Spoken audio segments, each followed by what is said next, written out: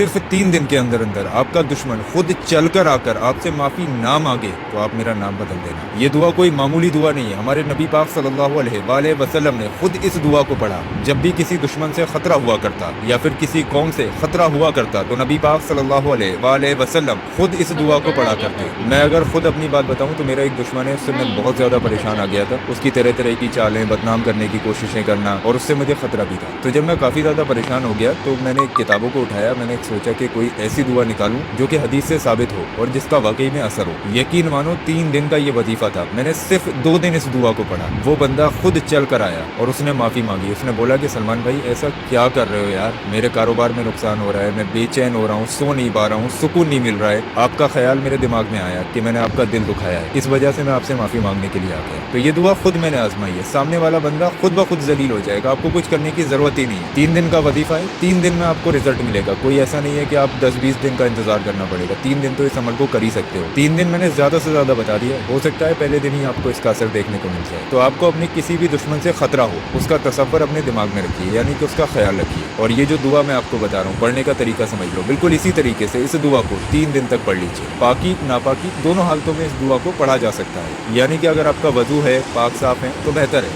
और अगर वजू नहीं है तो कोई बात नहीं, इस दुआ को पढ़ सकते हैं। इस दुआ को पढ़ने का वक्त रात को इशा की नमाज के बाद है, यानी कि रात को जब आप सोने वाले हों, अपने बिस्तर पर पहुंच जाए तो इस दुआ को 3 बार, 5 बार या 7 बार, जैसा आपको बेहतर लगे उतनी बार पढ़ लें। पढ़ने का तरीका मैं आपको समझा रहा हूँ। जैसे ही आप अपने बिस्तर पर पहुंचे 3 मरतबा आप लोग सबसे पहले शुरू में दुरूद पाक पढ़ें। दुरूद पाक जो भी आपके याद हो आप पढ़ सकते हैं। उसके बाद ये दुआ जो आपकी स्क्रीन पर है, बहुत ध्यान से समझ लो, देख लो, स्क्रीनशॉट ले लो, चाहो तो देख कर भी पढ़ सकते हो। औज़ु बिल्लाहि मिनश शैतानिर रजीम, बिस्मिल्लाहिर रहमानिर रहीम, अल्लाहुम्मा इन्ना नजअलुका फी नूरिहिम व नऊज़ु बिका मिन शुरूरिहिम। जैसा कि अभी मैंने आपको बताया, इस दुआ को 3 बार, 5 बार या 7 बार, छोटी सी दुआ है, 7 बार ही पढ़ लेना। उसके बाद 3 बार आखिर में दुरूद पाक पढ़ लेना, वही दुरूद पाक जो आपने शुरू में पढ़ा था। उसके बाद हाथों को बारगाहे इलाही में उठा दीजिए, यानी कि अल्लाह पाक से दुआएं मांगिए कि या अल्लाह मेरा फला दुश्मन है, उससे मुझे खतरा है, ऐ अल्लाह उसके दिल में कुछ ना कुछ ऐसा डाल दे जिससे कि उसके दिमाग से मेरा ख्याल निकल जाए और वो मेरा किसी भी तरीके का नुकसान ना कर पाए। अगर इस दुआ की ताकत का आपको अंदाजा लगाना है तो एक और तरीका मैं आपको बता रहा हूँ। इस दुआ का मतलब समझ लो, इसका तर्जमा क्या है, उससे भी हमें आइडिया लग जाएगा कि इस दुआ के अंदर कितनी ताकत है। तो इस दुआ का तर्जमा ये है, ऐ अल्लाह हम तुझे उनके मुकाबले में रखते हैं,